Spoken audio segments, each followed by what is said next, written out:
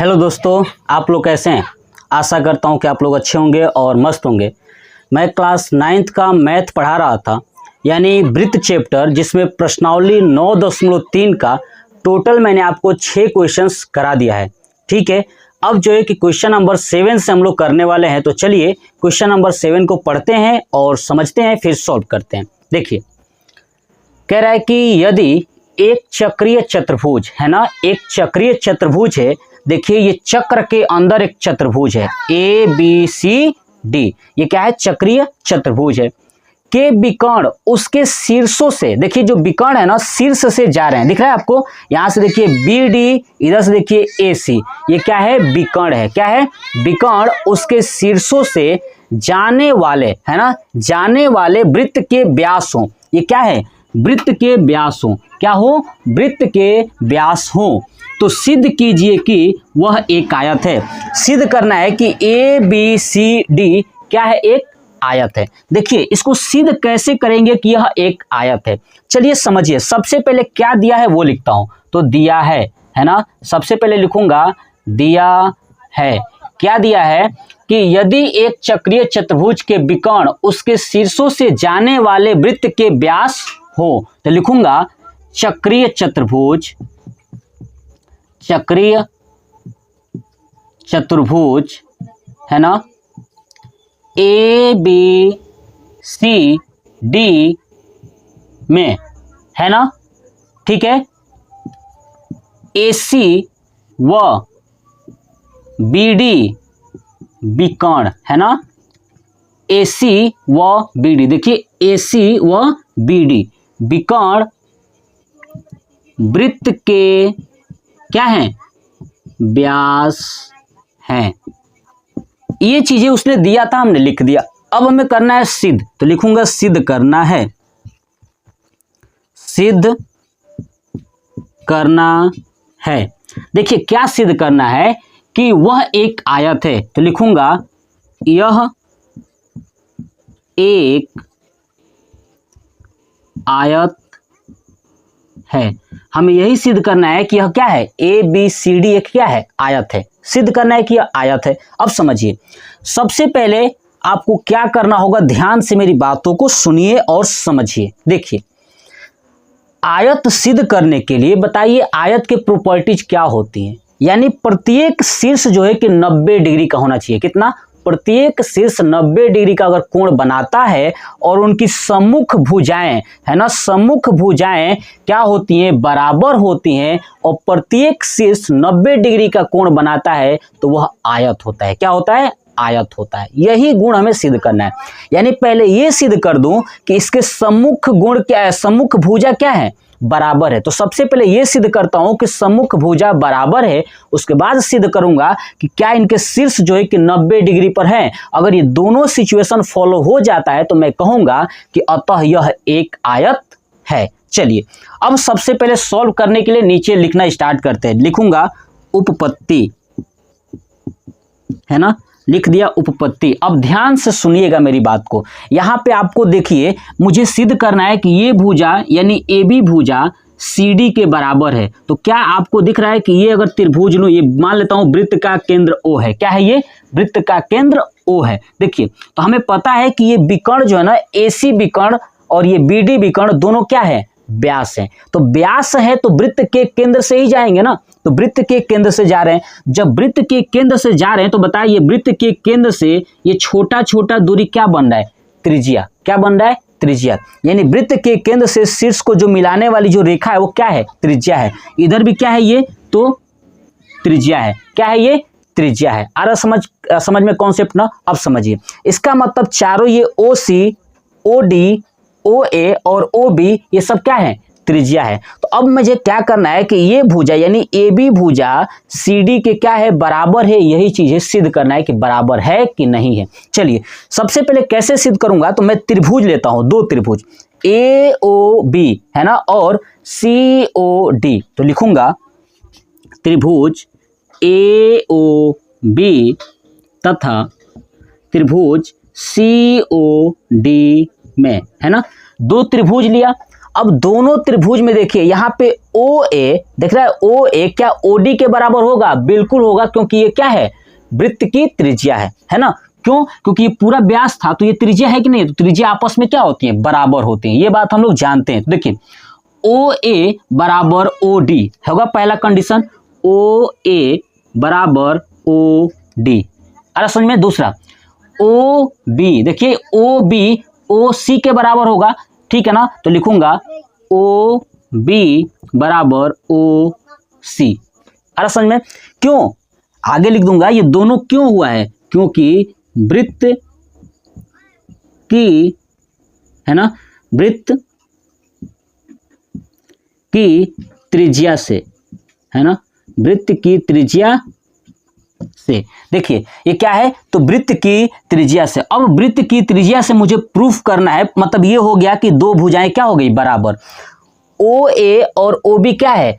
ओ सी और O D के बराबर हैं। क्यों? वृत्त की त्रिज्या से। अब बताइए, अब आप एक चीज ध्यान से सुनिए, ये तो वृत्त का केंद्र ओ था। अब समझिए, यहां से आपको दिख रहा है कि ये अगर पूरी व्यास है, ये वाला भी पूरा अगर व्यास है, तो यहाँ पे ये कोण और ये कोण आपस में बराबर होंगे कि नहीं?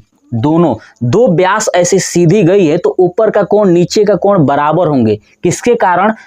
किसके कारण? तो आपको पता है शीर्षाभिमुख से, है ना, शीर्षाभिमुख से। तो मैं लिख सकता हूं कोण ए ओ बी, कोण ए ओ बी बराबर कोण सी ओ डी। क्या होंगे? बराबर होंगे। किसके कारण? लिख दूंगा शीर्षाभिमुख, शीर्षाभिमुख से। ये कोण क्या हो गया? आपस में बराबर। अब आप देखिए, ये भुजा थी यानी एस, ये कोण है यानी ए, ये भुजा है एस, यानी कौन सा नियम से ये दोनों त्रिभुज आपस में सर्वांगसम है? तो एस ए एस, है ना, एस ए एस। तो चलिए ऊपर का हटा दूं, देखिए, ठीक है। अब देखिए तो क्या लिखूंगा, ध्यान सुनिए, एस ए एस नियम से, है ना, एस ए एस नियम से क्या हो गया कि ए ओ बी और सी ओ डी सर्वांगसम हो गए। तो लिखूंगा त्रिभुज ए ओ बी सर्वांगसम त्रिभुज सी ओ डी। ये दोनों त्रिभुज आपस में सर्वांगसम हो गए। और जब दो त्रिभुज आपस में सर्वांगसम हो जाती है तो उनकी सभी भुजाएं और सभी कोण आपस में क्या होते हैं? बराबर। तो क्या बताइए, क्या ए बी के बराबर सी डी हो जाएगा ना? बिल्कुल। तो लिख दूंगा ए बी बराबर सी डी। आगे लिख दूंगा सी पी सी टी से। किसके कारण? सी पी सी टी से। ए बी बराबर सी डी, यानी हमने ये प्रूफ कर दिया कि ए बी भुजा सी डी के क्या है? बराबर है। आ रहा समझ में? चलिए ऐसे ही हम बी सी और ए डी क्या कर लेंगे? बराबर। दो त्रिभुज दिख रहा है बी ओ सी और ए ओ डी में, तो ऐसे लिख दूंगा, इसको हटा दूं। देखिए चलिए, इसके बाद अब पूरा इसको सॉल्व नहीं करेंगे, लिख दूंगा इसी प्रकार, है ना, इसी प्रकार क्या लिख दूंगा कि ए डी बराबर बी सी, है ना, ए डी बी सी के क्या है? ये बराबर है। इसी प्रकार हो गया। चलिए अब हमने ये चीज प्रूफ कर लिया कि भुजाएं क्या हैं? बराबर है। अब भुजाएं जब बराबर हैं तो हमें एक चीज और प्रूफ करना है कि अगर इनके शीर्षों का कोण 90 डिग्री हो जाए तो क्या कह सकता हूं कि ए बी सी डी एक आयत है। तो चलिए ये तो भुजाएं बराबर हो गया, ये मैंने नोट कर दिया। अब देखिए आपको एक कॉन्सेप्ट समझाता हूं। अगर आप देखेंगे तो ये AC क्या था? व्यास था। क्या था? AC व्यास था, ठीक है। और यहां से BD क्या है? तो व्यास है। आपको समझ में आया? AC क्या है? व्यास है। BD क्या है? तो व्यास है। अब देखिए जब कोई वृत्त हो, ध्यान सुनिएगा, फिर से कॉन्सेप्ट एक बार फिर से बता देता हूं क्योंकि इंट्रोडक्शन में मैंने चीजें बताया था। देखिए अगर वृत्त है, अब वृत्त के व्यास, ध्यान सुनिए, वृत्त का अगर कोई व्यास है, ठीक है, अगर वृत्त के व्यास से अगर त्रिभुज बन रहा है ना, देखिए अगर आप देखेंगे कि वृत्त के व्यास ये ए बी सी एक त्रिभुज बन रहा है, तो वृत्त का व्यास AC है, तो इससे त्रिभुज जो बन रहा है, तो देखिए जब भी वृत्त के व्यास से, यानी अर्धवृत्त, ध्यान सुनिए, अर्धवृत्त में वृत्त का व्यास क्या करता है? वृत्त को आधा आधा बांट देता है। तो अर्धवृत्त में बना कोण समकोण होता है। क्या होता है? समकोण होता है। यानी ये वाला कोण क्या हो जाएगा? 90। देखिए अगर ये A है, ये सी है, ठीक है, ठीक है, तो ये है बी। अगर ए सी या क्या है व्यास है और ये बी कोण ये वाला है, तो क्या होता है अर्धवृत्त में बना कोण क्या होता है समकोण होता है। तो बताइए कोण बी का मान कितना आ जाएगा 90 डिग्री। तो यही चीज मैं लिख दूंगा कि व्यास AC व कौन सा व्यास और दूसरा है BD, AC व BD से, है ना। अब क्या चीज AC व BD से हम लोग ये चीज कर रहे हैं ना, तो लिखूंगा कि अर्धवृत्त में बना कोण, है ना, अर्धवृत्त में बना कोण समकोण होता है। क्या होता है समकोण होता है। यानी कह सकता हूं कि अर्धवृत्त अगर देखूंगा तो देखिए ये AC से अर्धवृत्त इधर जाइए चाहे इधर जाइए, कहीं भी जाएंगे तो आपको दो कोण दिख रहा है, ये कोण D और कोण ये वाला B। या आप अगर BD भुजा को अगर अर्धवृत्त मानते हो तो ये वाला कोण और ये वाला कोण क्या हो जाएगा 90। तो बस यही चीज लिख दूंगा, आ रहा समझ में ना। ठीक है, तो देखिए मैं लिख दूंगा कि कोण A बराबर कोण B बराबर कोण C बराबर कोण D बराबर 90। क्यों? क्योंकि AC व BD दोनों को लीजिए, दोनों व्यास को लीजिए, दोनों को बनाएंगे तो क्या होगा ये सबका मान 90 डिग्री आ जाएगा। तो ये सबका मान अगर 90 डिग्री आ गया तो मैं क्या कहूंगा, अब इसको नोट करिए और लास्ट में अब क्या लिखना है, तो देखिए इसको हटा दूं। देखिए अब लास्ट में क्या लिखना है कि अतः चक्रीय चतुर्भुज के सम्मुख भुजा बराबर है ना है और इनके शीर्षों का कोण भी 90 डिग्री है। हो गया। तो यह एक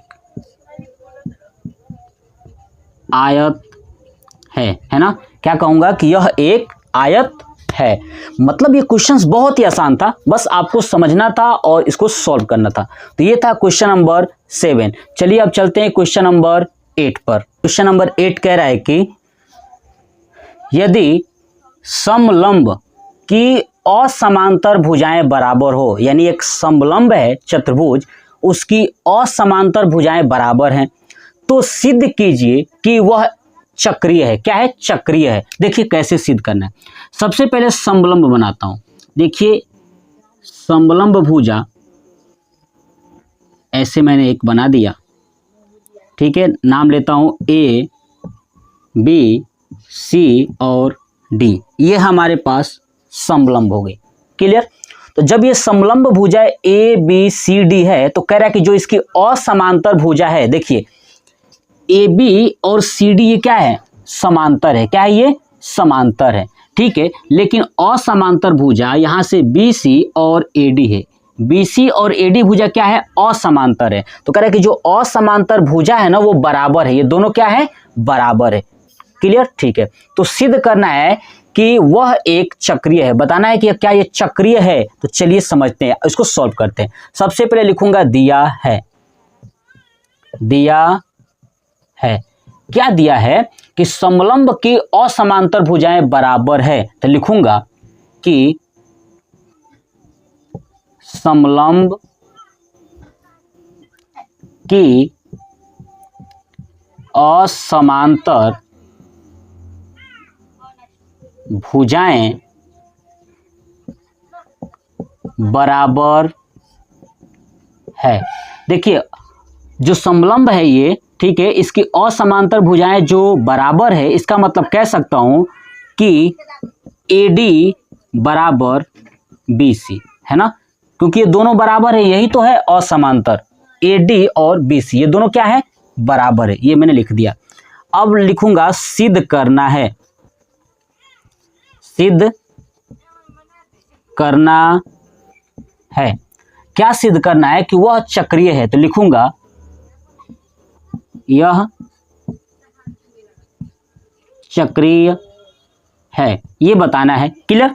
चक्रीय का मतलब आप लोग समझ ही पा रहे हो कि इसके चारों तरफ क्या होना चाहिए, सभी शीर्षों से वृत्त खींचा जा सके, है ना। तो इसलिए कहूंगा कि चक्रीय है। क्लियर? तो चलिए, चक्रीय का गुण क्या होता है अब समझाता हूं। देखिए, अगर कोई चक्रीय चतुर्भुज है तो उसके सम्मुख कोणों का योग, ध्यान से सुनिए, 180 अंश होता है। ध्यान फिर से सुन लीजिए, अगर कोई चतुर्भुज है कि चक्रीय तब होगा जब उसके सम्मुख कोणों का योग 180 होगा। मतलब अगर कोण बी और कोण डी का मान अगर ये जुड़ के, यानी कोण बी प्लस कोण डी बराबर 180 अगर मैं सिद्ध कर दूं तो कहूंगा कि ये क्या है, एक चक्रीय चतुर्भुज है। आगे समझ में? तो चलिए, यही चीज हमें प्रूफ करना है कि क्या बी और डी का जोड़ जो है कि 180 होगा या नहीं होगा। तो सिद्ध करने में यहीं पे लिख देता हूं कि कोण बी प्लस कोण डी बराबर 180 हमें प्रूफ करना है। अगर ये प्रूफ हो गया तो मैं कह दूंगा, क्या कह दूंगा, कि यह एक चक्रीय चतुर्भुज है। बात समझ में आ गई? कॉन्सेप्ट समझिए। अब चलिए, अब लिखूंगा, सबसे पहले क्या लिखूंगा, ध्यान से सुनिए, कि हमारे पास जो ये समलंब था, क्या था ये? समलंब। अब सबसे पहले इसमें मैं आपको कुछ कॉन्सेप्ट बताता हूं। सबसे पहले लिखूंगा रचना। क्या लिखूंगा? रचना। और रचना क्या करूंगा? देखिए, आपको दिख रहा है कि एडी भुजा जैसे है ना, एडी के समांतर ही शीर्ष सी से एक रेखा खींचूं, है ना। एडी के समांतर सी से, है ना, क्या करूं, एक रेखा खींचूं। तो लिखूंगा भुजा एडी के समांतर, समांतर, है ना, एडी के समांतर शीर्ष सी से एक रेखा सीई खींचने पर, मैंने क्या मान लिया, सीई। तो देखिए, इसके समांतर एक रेखा खींचता हूं ऐसे, है ना। तो ये क्या आया, ई। सीई खींचने पर, ये मैंने क्या किया, रचना किया, अपने मन से खींचा। अब बताइए, ये एडी और सीई क्या है, समांतर है। हम जानते थे कि ये ए बी और सी डी भी क्या है, समांतर है। क्यों? कि समलंब में दो भुजाएं समांतर होती हैं, दो असमांतर होती हैं। तो जो असमांतर था उसको मैंने एक रेखा खींच के क्या कर दिया, समांतर कर दिया, यानी एडी समांतर सीई। तो लिख दूंगा एडी समांतर सीई। जब बताइए, ठीक है, कि अगर ये भुजाएं अगर समांतर हैं तो बताइए, सोच के देखिए, आमने सामने की भुजाएं समांतर हैं तो क्या यह समांतर चतुर्भुज हैं? बोलिए, है कि नहीं? ये समांतर चतुर्भुज है ना। तो लिख दूंगा अतः, अतः ए ई, है ना, ए ई सी डी एक समांतर चतुर्भुज है ना। ए ई सी डी क्या है, एक समांतर चतुर्भुज है। आप यहां तक नोट करिए। चलिए, अब समझिए आगे। अब देखिए, अगर ये समांतर चतुर्भुज है तो समांतर चतुर्भुज क्या होता है? जिसकी आमने सामने की भुजाएं बराबर हो और सम्मुख कोण भी क्या हो, बराबर हो। तो नीचे लिखा था मैंने कि ए ई सी डी क्या है, समांतर चतुर्भुज। तो अगर ये समांतर चतुर्भुज है तो बताइए, क्या ये कोण डी इसके बराबर होगा कि नहीं होगा? अब इसको मान लेता हूं, मैं मान लेता हूं, इसको मान लेता हूं, क्या मान लूं, एक्स, और इसको मान लेता हूं वाई। आ रहा समझ में? तो देखिए, क्या कोण डी कोण एक्स के बराबर होगा या नहीं होगा? तो बिल्कुल, तो लिख दूंगा कोण डी बराबर कोण एक्स। ये दोनों बराबर होगा। क्यों? क्योंकि ए ई सी डी क्या है, एक समांतर चतुर्भुज है। तो ये बराबर हो गया हमारे पास। क्लियर? चलिए, अब ये डी बराबर कोण एक्स हो गया बराबर, तो इसको मान लेता हूं समीकरण 1। क्या मान लिया, समीकरण 1। अब समझिए, अब क्या करना है कि हम एक चीज जानते थे कि एडी किसके बराबर है, बीसी के बराबर है। अब ये चीज तो और देखिए कि AECD अगर ये समांतर है तो सम्मुख कोण क्या होंगे, बराबर होंगे, ये मैंने लिख दिया। दूसरी चीज, ये भुजा ADCE के बराबर होगा, क्या होगा, AD बराबर CE, ये दोनों क्या हो जाएगा, आपस में बराबर।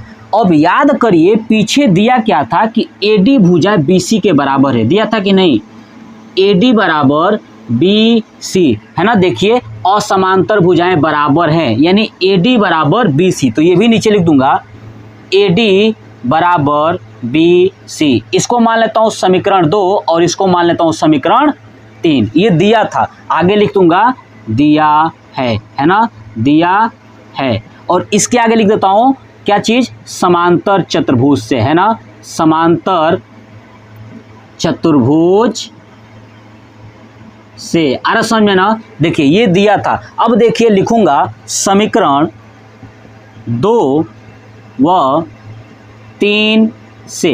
देखिए 2 और 3 से दोनों में AD है, तो क्या BC और C, जब AD बराबर है तो BC और CE भी क्या हो जाएंगे, बराबर हो जाएंगे। लिख दूंगा BC बराबर CE, ये दोनों क्या हो गए, आपस में बराबर। अब देखिए ये BC यानी ये भुजा, CE यानी इस भुजा के क्या है, बराबर है। आ रहा समझ में, ये दोनों भुजाएं क्या हो गई, बराबर। और जब दोनों भुजाएं बराबर हो गई तो एक बात बताइए, अगर आप देखेंगे तो BCE एक त्रिभुज बन रहा है, BCE दो भुजाएं बराबर हैं, तो बताइए इन भुजाओं के सम्मुख कोण भी क्या होते हैं, आपस में बराबर होते हैं कि नहीं, कि भुजाओं के सम्मुख कोण भी आपस में बराबर होते हैं।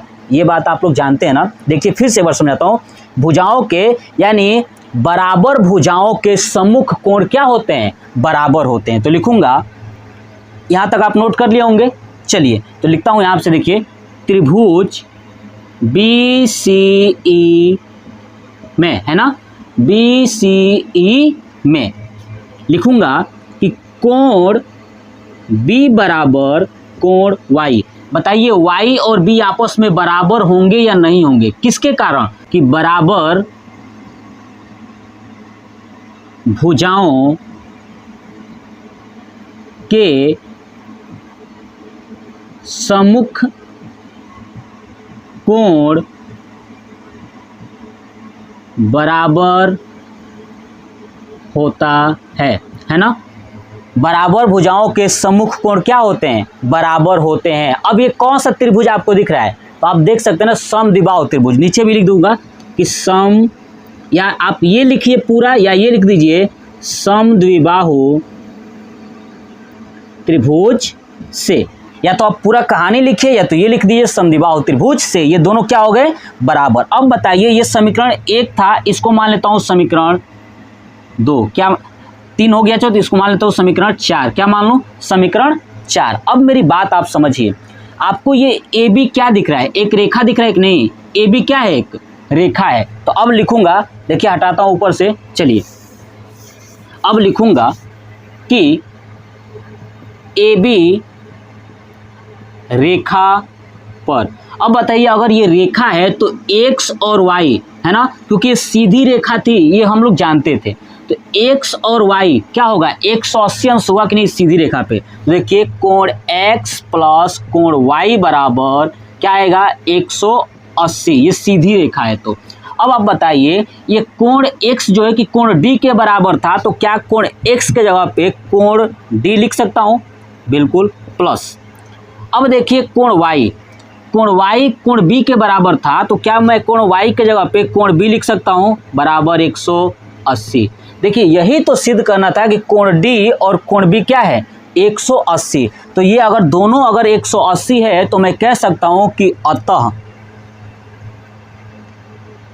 चतुर्भुज ABCD एक चक्रीय है। ये हो गया हमारा प्रूफ। अरे समझ में, बहुत ही आसान है। आप जितना इसको भारी समझते हो ना, बिल्कुल नहीं है। बस आप वीडियो को कई बार देखिएगा, आप देखेंगे कि आप आसानी से इसको सॉल्व कर पाएंगे। क्लियर, आप इसका स्क्रीनशॉट लीजिए। अब चलते हैं क्वेश्चन नंबर 9 पे। दो वृत्त दो बिंदुओं बी और सी पर प्रतिच्छेद करते हैं। देखिए दो वृत्त दिख रहा है आपको, एक वृत्त ये और एक वृत्त ये दो बिंदु बी और सी पर प्रतिच्छेद करते हैं। आप ध्यान से सुनिएगा क्योंकि पिक्चर शायद आपको क्लियर न दिखे, लेकिन बस मेरी बातों को ध्यान से सुनिएगा कि दो वृत्त का प्रतिच्छेद बिंदु एक बी है और एक सी है।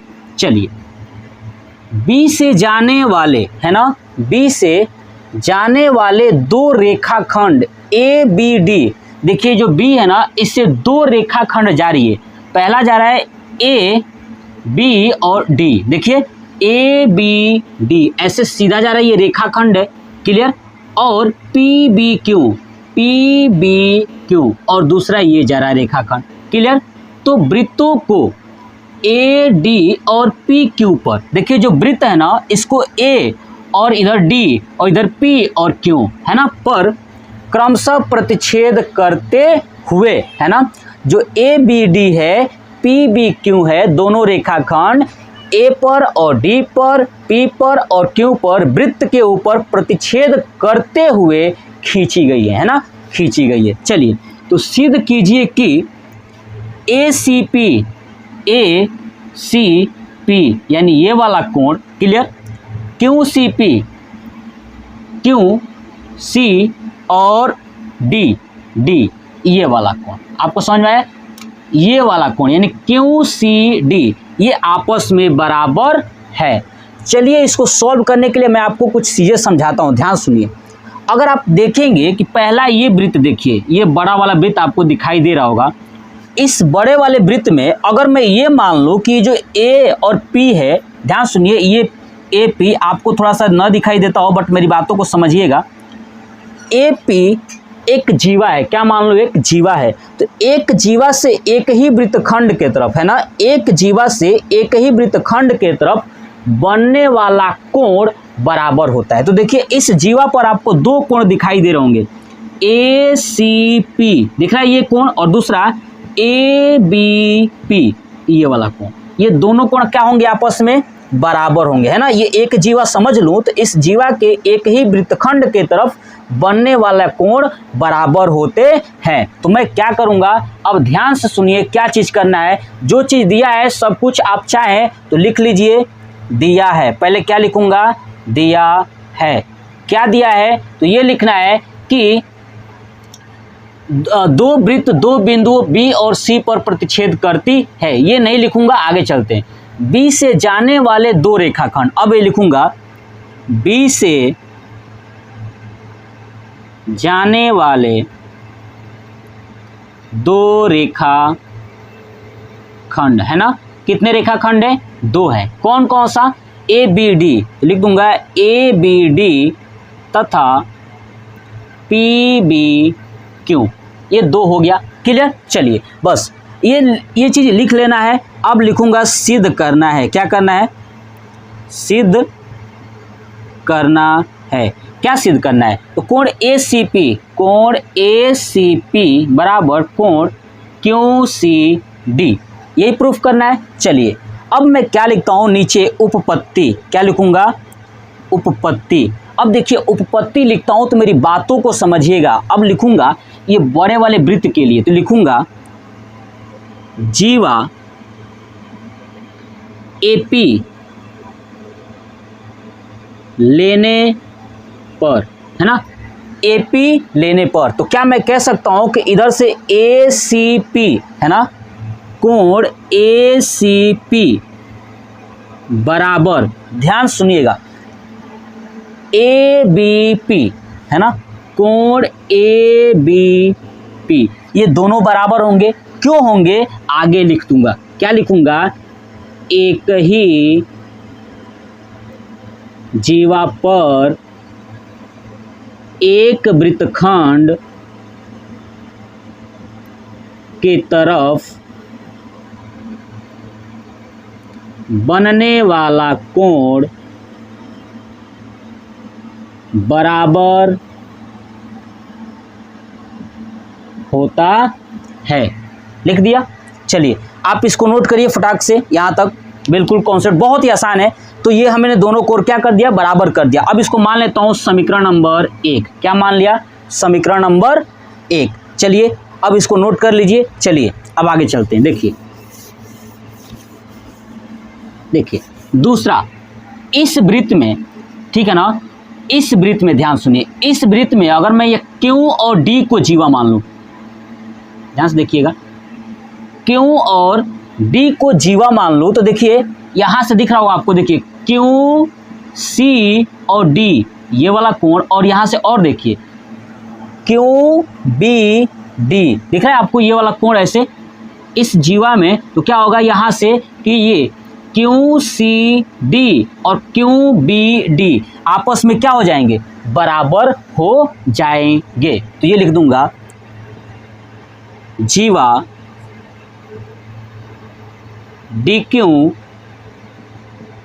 लेने पर, अगर DQ लेता हूं तो क्या होगा, QCD, कोण QCD बराबर QBD, कोण QBD।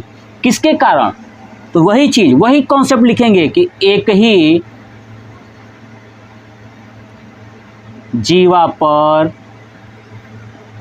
एक वृत्तखंड के तरफ बनने वाला कोण बराबर होता है, बराबर होता है ना। तो क्या हो गया, अब ये कोण आपस में बराबर हो गई। अब ये बात आप इसको मान लूंगा समीकरण नंबर 2। क्या मान लिया, समीकरण नंबर 2। चलिए आप इसको नोट करिए, हो गया, ठीक है, हटाता हूं। देखिए अब समझिए मेरी बातों को ध्यान से।